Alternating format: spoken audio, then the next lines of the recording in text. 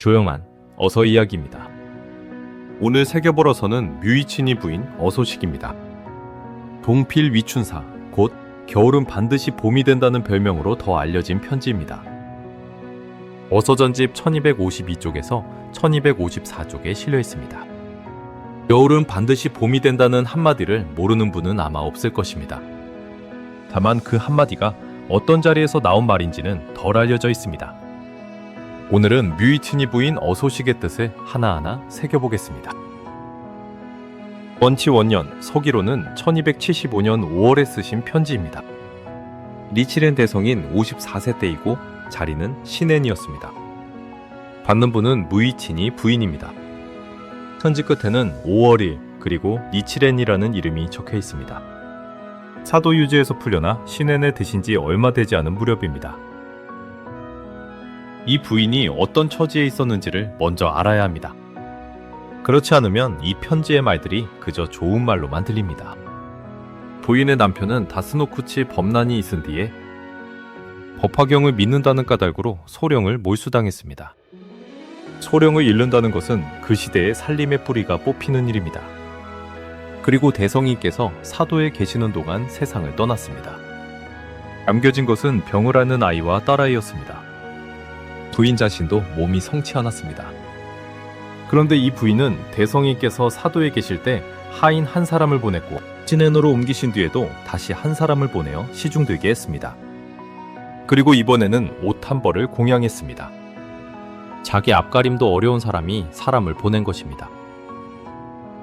첫머리부터 짚어나가겠습니다. 무릇 하늘에 달이 없고 해가 없다면 초목이 어찌 자라겠는가? 사람에게는 부모가 있으니 한 사람이라도 없으면 자식들은 자라기 어렵느니라. 그 위에 과거의 성령에게는 혹은 병든 아이가 있고 혹은 딸아이가 있으며 남겨두고 가는 어머니도 성치 못하니 누구에게 부탁하고 영도로 가셨겠는가? 편지는 안부를 묻는 말로 시작하지 않습니다. 하늘에 달이 없고 해가 없다면 초목이 어찌 자라겠는가? 이 한 줄로 바로 들어가십니다. 달과 해는 초목이 애써서 얻어내는 것이 아닙니다. 그저 떠 있어주는 것입니다. 그런데 그것이 없으면 초목은 자랄 수가 없습니다. 부모가 자식에게 그와 같다고 하십니다. 한 사람만 없어도 아이는 자라기 어렵다고 하십니다. 이것은 미로가 아닙니다. 지금 이 집에 해가 하나 없어졌다는 사실을 그대로 말씀하신 것입니다. 없어진 것을 없어지지 않은 척 하지 않으십니다. 이어서 성령이라는 말이 나옵니다. 과거의 성령이란 세상을 떠난 이의 넋을 이르는 말입니다. 여기서는 부인의 남편입니다. 그 남편이 남기고 간 것을 하나하나 세십니다. 병을 앓는 아이가 있고 딸아이가 있고 그 아이들을 키워야 할 어머니마저 성치 않다. 그러고는 이렇게 물으십니다. 누구에게 부탁하고 영도로 가셨겠는가? 영도란 죽은 이가 헤매어 가는 길, 죽은 뒤의 세계를 이르는 말입니다. 어두운 밤과 같아서 앞뒤도 좌우도 밝지 않다고 합니다. 이 물음에는 답이 없습니다. 답이 없다는 것을 아시면서 물으신 것입니다.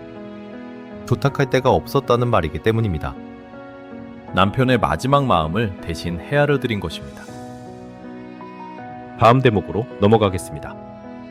대각세존께서 열반에 드실 때 탄식하여 말씀하시되 나는 열반에 들리라. 다만 마음에 걸리는 것은 아사세 왕뿐이니라 하시니 가섭동자보살이 부처님께 여쭙되 부처님은 평등한 자비이시니 일체 중생을 위하여 목숨을 아끼셔야 하거늘 어찌하여 가려내어 아사세 왕 한 사람이라 이르시나이까 하고 물었느니라. 그 답에 이르시되 비유하건대 한 사람에게 7 아들이 있는데 이 7 아들 가운데 하나들이 병을 만났다면 부모의 마음이 평등하지 않은 것은 아니로되 병든 아들에게는 마음이 곧 치우쳐 무거운 것과 같으니라 하셨느니라. 천태의 마하지관에 이 경문을 풀어 이르되 비유하건대 7 아들의 부모가 평등하지 않은 것은 아니로되 병든 자에게는 마음이 곧 치우쳐 무거운 것과 같으니라 하였느니라. 그의 뜻은 사람에게 여러 아들이 있어도 부모의 마음은 병드는 아들에게 있다는 것이니라. 부처님께는 일체 중생이 다 자식이니 그 가운데 죄가 깊어 세간의 부모를 죽이고 불경의 원수가 되는 자는 병든 아들과 같으니라. 그런데 아사세 왕은 마갈 제국의 주인이니라. 나의 대단나이던 빈바사라 왕을 죽이고 나의 원수가 되었으므로 하늘도 버려서 해와 달의 이변이 나고 땅도 이지 않으려 하여 떨었으며 만민이 다 불법에 등지고 다른 나라에서 마갈국을 치느니라. 이는 오로지 악인 제바달다를 스승으로 삼은 까닭이니라. 외국은 오늘부터 악창이 몸에 나서 3월 7일에 무간지옥에 떨어지리라. 이것이 슬프기에 내가 열반하는 것이 마음에 걸린다고 하는 것이니라. 내가 아사세 왕을 구한다면 일체의 죄인도 아사세 왕과 같으리라고 탄식하셨느니라. 그런데 성령에게는 혹은 병든 아이가 있고 혹은 딸아이가 있으니 내가 버리고 명도로 가면 마른 고목 같은 늙은 아내가 홀로 남아 이 아이들을 얼마나 마음 아파하겠는가 하고 탄식하셨으리라 여겨지느니라. 갑자기 이야기가 크게 건너뜹니다. 한 집안의 슬픔에서 부처님의 열반의 자리로 갑니다. 그러나 건너뛴 것이 아닙니다. 대각세존이란 부처님 곧 석존을 달리 이르는 말입니다. 그 석존께서 열반에 드실 때 탄식하십니다. 나는 이제 열반에 든다. 다만 마음에 걸리는 것은 아사세왕 한 사람뿐이다. 가섭동자보살이 곧바로 되묻습니다. 부처님의 자비는 평등하시지 않습니까? 일체 중생을 위하여 목숨을 아끼셔야 하지 않습니까? 어찌하여 굳이 아사세왕 한 사람만이라고 하십니까? 평등이라는 말을 정면으로 짚은 물음입니다. 답이 이러합니다. 한 사람에게 7 아들이 있는데 그 가운데 하나가 병을 얻었다. 부모의 마음이 평등하지 않은 것이 아니다. 그러나 병든 아들에게는 마음이 곧 치우쳐 무겁다. 천태대사도 마하직원에서 이 경문을 그대로 받아 풀었습니다. 여기서 평등이라는 말이 뒤집힙니다. 똑같이 나누는 것이 평등이 아니라는 것입니다. 아픈 쪽으로 마음이 기우는 것이 곧 평등이라는 것입니다. 저울을 반듯하게 놓는 것이 아니라 기운 쪽을 받쳐드는 것이 평등이라고 하십니다. 그러면 아사세 왕은 누구인가? 마갈 제국의 왕이었습니다. 그 아버지 빈바사라 왕은 석존을 깊이 받대던 큰 단나였습니다. 그런데 아사세 왕은 제바달다의 꾀임에 빠져 아버지를 가두고 굶겨 죽였습니다. 그러고는 스스로 왕이 되었습니다. 어서에는 그 뒤에 일어난 일이 이렇게 적혀 있습니다. 하늘이 버려서 해와 달의 이변이 나고 땅이 이 왕을 이지 않으려 하여 떨었고 만민이 다 불법의 등을 돌렸고 끝내 다른 나라가 마갈 제국을 쳐들어왔습니다.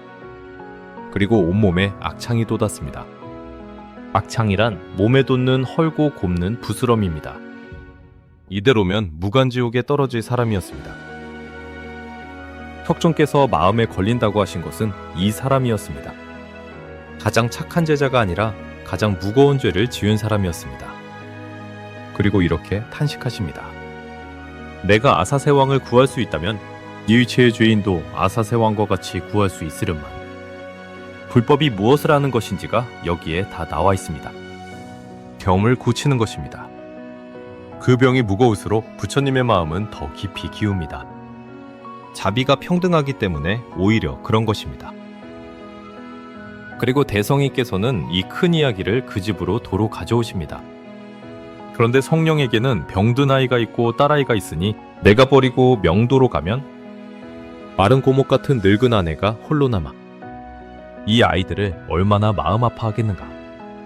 그렇게 탄식하셨으리라고 하십니다. 이 대목의 짜임을 보아야 합니다. 석존께서 마음에 걸어두신 사람이 있었듯이 이 집의 남편에게도 마음에 걸어두고 간 사람들이 있었습니다. 그 마음이 헛되지 않다는 말씀을 하시려고 부처님의 열반의 자리까지 다녀오신 것입니다. 그러니까 이 편지는 이렇게 말하고 있습니다. 남편이 걱정하며 간 그 마음은 부처님의 마음과 같은 결이었다고. 다음 대목입니다. 그 마음의 여러 갈래에는 또한 니치렌의 일도 마음에 걸리셨으리라. 불어가 헛되지 않으므로 법화경은 널리 퍼지시리라. 그에 대하여는 이 스님은 무슨 일이 있어서 훌륭하게 되시리라고 여기셨을 터인데 보람도 없이 흘려보내졌으니 어찌하여 법화경과 심나찰은 하고 생각하셨을 터인데 지금까지라도 살아 계셨더라면 니치렌이 풀려났을 때 얼마나 기뻐하셨으랴.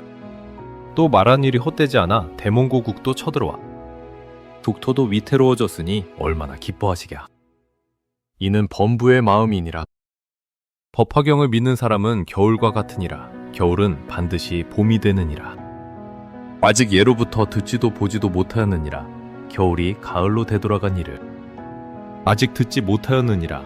법화경을 믿는 사람이 범부가 되는 일을 법문에는 야규문법자 무일불성불이라 설해져 있느니라. 남편이 마음에 걸어둔 것이 자식들만은 아니었다고 하십니다. 니치레네일도 걸려 있었으리라고 하십니다. 그 마음을 대성이께서는 이렇게 헤아리십니다. 부처님의 말씀이 헛될 리 없으니 법화경은 반드시 퍼질 것이다. 그렇다면 이 스님도 언젠가는 훌륭하게 되실 것이다. 그렇게 믿고 있었는데 대성인께서는 사도로 유배를 가셨습니다. 어찌하여 법화경은 어디에 있고 심나찰은 어디에 있는가?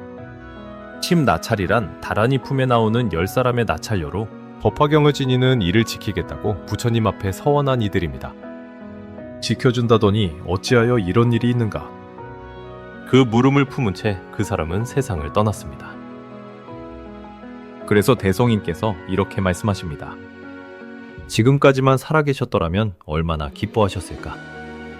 니치렌이 사면되어 돌아온 것을 보셨을 텐데, 말한 일이 그대로 되어 대몽고국이 쳐들어온 것도 보셨을 텐데, 그 시대의 사람들에게 이것은 눈앞의 일이었습니다.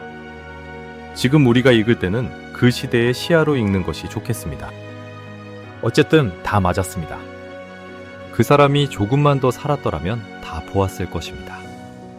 그런데 다음 한 줄이 이 모든 것을 뒤집습니다. 이는 범부의 마음이니라. 이 한 줄이 앞에 모든 말을 되돌려 놓습니다. 방금까지 아까워하시던 그 마음을 스스로 범부의 마음이라고 잘라두십니다. 유배 갔다고 탄식하고 풀려났다고 기뻐하고 말이 맞았다고 기뻐하는 그 오르내림 전부를 그렇게 이르십니다. 범부의 마음이란 번뇌에 매여 헤매는 마음입니다. 좋은 일이 있으면 올라가고 나쁜 일이 있으면 내려갑니다.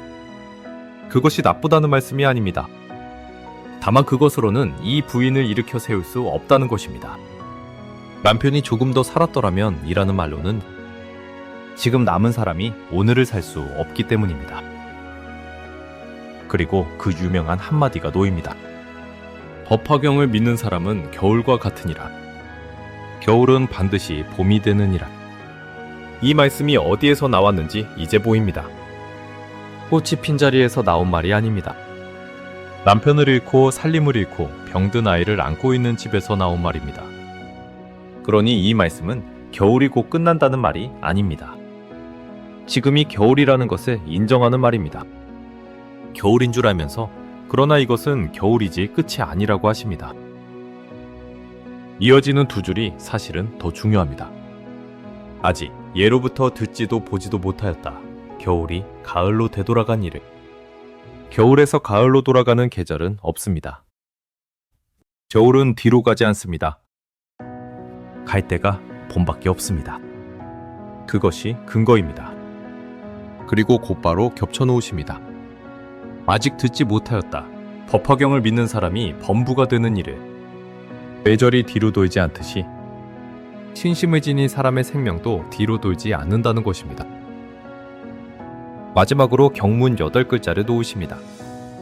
야규문법자 무일불성불. 만약 법을 들은 자가 있으면 한 사람도 성불하지 못하는 이가 없다는 뜻입니다. 방편품의 글입니다. 겨울이 봄이 되는 것은 자연의 이치입니다. 법을 들은 이가 성불하는 것은 법의 이치입니다. 대성이께서는 이 둘을 나란히 놓으셨습니다. 자연에서 그러하듯 법에서도 그러하다. 그러니 지금 이 겨울도 이치대로 갈 것이다. 다음 대목입니다. 과거의 성령은 법화경에 목숨을 버리고 가셨느니라. 얼마 안 되는 몸과 목숨을 지탱하던 발을 법화경 때문에 빼앗기셨으니 목숨을 버린 것이 아니겠는가. 저 설산동자가 반개송을 위하여 몸을 버리고 야광보살이 팔을 태우신 것은 저들은 성인이라 불에 물을 넣는 것과 같으니라. 이는 범부인이 종이를 불에 넣는 것과 같으니라. 이로써 헤아리건대 성령에게는 이 공덕이 있느니라. 큰 달 가운데인가 큰 해 가운데인가 하늘의 거울로 처자의 몸을 비추어 12대에 보고 계시리라. 설령 처자는 범부이므로 이를 보지 못하고 듣지 못하나니 비유하건대 귀먹은 자가 우레소리를 듣지 못하고 눈먼 자가 해를 보지 못하는 것과 같으니라. 의심하지 마시라. 반드시 지켜주고 계시리라. 그 위에 필경 오고 계시리라. 여기서 대성이께서는 남편의 죽음을 다시 부르십니다. 법화경에 목숨을 버리고 가신 분이라고 하십니다. 그러나 그 사람은 목이 잘린 것이 아닙니다. 소령을 빼앗겼을 뿐입니다. 그런데 대성이께서는 그것을 목숨을 버린 것이라고 보십니다. 얼마 안 되는 몸과 목숨을 지탱하던 것을 빼앗겼으니 목숨을 버린 것이 아니겠는가. 살림의 뿌리를 잃는 것은 목숨을 조금씩 잃는 것과 같다는 뜻입니다. 빠르게 잃느냐 천천히 잃느냐의 차이일 뿐입니다. 그리고 견줌 하나를 놓으십니다. 설산동자는 반개송을 듣기 위하여 몸을 버렸습니다. 야광보살은 팔을 태워 법화경에 바쳤습니다. 누구나 아는 이야기입니다. 그런데 대성이께서는 뜻밖의 말씀을 하십니다. 저들은 성인이니 불에 물을 넣는 것과 같다. 이 사람은 범부이니 종이를 불에 넣는 것과 같다. 물을 부으면 불은 사그라듭니다. 종이를 넣으면 종이가 삽시간에 사라집니다. 성인에게는 견딜 힘이 이미 쌓여 있었습니다. 범부에게는 그것이 없습니다. 그러니 같은 난이라도 범부가 견딘 쪽이 더 아팠다는 말씀입니다. 범부 쪽을 더 무겁게 세워주신 자리입니다. 그래서 그 남편에게 설산동자와 야광보살과 같은 공덕이 있다고 하십니다. 그러고는 지금 그분이 어디에 계신지를 말씀하십니다. 큰 달 가운데인가 큰 해 가운데인가 하늘의 거울에 처자의 모습을 비추어 12대 보고 계시리라. 12대란 하루 온종일을 이르는 말입니다. 그 시대의 한때는 지금의 2시간이니 12대면 하루가 다 찹니다. 곧 한시도 눈을 떼지 않고 보고 계신다는 뜻입니다. 보이지 않는다고 하실 것을 아시고 미리 답해 두십니다. 쥐먹은이가 우레소리를 듣지 못하고 눈먼이가 해를 보지 못하는 것과 같다. 우레가 울리지 않는 것이 아닙니다. 해가 뜨지 않은 것이 아닙니다. 의심하지 마시라. 반드시 지켜주고 계시리라. 그 위에 필경 오고 계시리라. 마지막 대목으로 넘어가겠습니다. 힘이 있다면 찾아뵈려 하던 참에 옷을 하나 주시니 뜻밖의 일이로다. 법화경은 거룩한 경이시니 만약 금생에 힘 있는 몸이 된다면 부인이 살아계시거든 살아계신 대로 혹은 툴 그늘에서라도 보고 계시라. 어린 자녀들은 돌보아 드리리라. 사도의 나라라 하고 이곳이라 하여 하인 한 사람을 붙여주신 일은 어느 세상엔들 잊으리이까. 이 윤회는 도리어 갚아 섬기리이다. 남묘 호랭개쿄, 남묘 호랭개쿄, 공공근원. 힘이 있다면 이쪽에서 찾아뵈려 하던 참인데 도리어 옷을 하나 받았으니 뜻밖의 일이라고 하십니다. 가르치는 이가 위에서 내려다보며 하는 말이 아닙니다. 찾아가려 했는데 먼저 받았다는 미안함이 섞인 말입니다. 그러고는 약속을 하나 두십니다. 만약 금생에 힘 있는 몸이 되거든 부인이 살아계시든 풀 그늘에서 보고 계시든 어린 자녀들은 내가 돌보겠다. 풀 그늘이란 무덤 아래를 이르는 옛말입니다. 살아서 보시든 세상을 떠나보시든 다르지 않다는 말씀입니다. 그리고 마지막입니다. 사도의 나라라 하고 이곳이라 하여 하인 한 사람을 붙여주시니 어느 세상엔들 잊으리이까. 이 윤회는 도리어 갚아 섬기리이다. 사도는 유배지였습니다. 그곳으로 사람을 보낸다는 것은 위험을 무릅쓰는 일이었습니다. 친애는 산속이었습니다. 그곳으로 다시 사람을 보냈습니다. 그것도 남편을 잃고 병든 아이를 안고 있는 집에서 보낸 사람이었습니다. 그 은혜를 도리어 갚아 섬기겠다고 하십니다. 그러고는 남묘 호랭개큐를 2번 쓰고 편지를 맺으십니다. 그러면 이 편지를 오늘 어떻게 받으면 좋겠습니까? 책일 것은 3가지입니다. 첫째, 겨울을 겨울이라고 부르는 것입니다. 지금이 봄인 척하지 않아도 됩니다. 이 편지 어디에도 슬퍼하지 말라는 말은 없습니다. 겨울이라는 것을 먼저 인정한 뒤에 반드시 봄이 된다고 하십니다. 순서가 그러합니다. 둘째, 오르내리는 마음을 나무라지 않는 것입니다. 외성인께서는 그 오르내림을 범부의 마음이라 이르셨을 뿐 잘못이라 하지는 않으셨습니다. 다만 거기에 머무르지 말라고 하셨습니다. 좋은 소식에 기뻐하는 것도 나쁜 소식에 흔들리는 것도 우리에게 있습니다. 그 위에 겨울은 봄이 된다는 이치를 하나 더 두라는 말씀으로 새깁니다. 셋째, 견디고 있는 사람을 가볍게 세지 않는 것입니다. 불에 물을 넣는 것과 종이를 불에 넣는 것. 지금 곁에서 조용히 버티고 있는 이가 있다면 그 사람은 종이로 불을 견디고 있는 것일지 모릅니다. 그 무게를 성인의 저울로 재지 않는 것, 그것도 신행에 들어갑니다. 오늘 함께 새겨본 것을 한 줄로 모으면 이렇습니다. 겨울은 반드시 봄이 된다. 이 말씀은 위로가 아니라 이치입니다. 그리고 이 이치를 세우기 위하여 부처님의 열반의 자리까지 다녀오시고 7 아들 가운데 병든 아들의 비유를 드시고 남편이 잃은 소령을 목숨으로 세워주셨습니다. 편지 한 통에 이렇게까지 하십니다. 받는 이는 이름조차 널리 알려지지 않은 한 부인이었습니다. 거기에 이 어서의 가장 깊은 자리가 있습니다. 오늘은 여기까지입니다.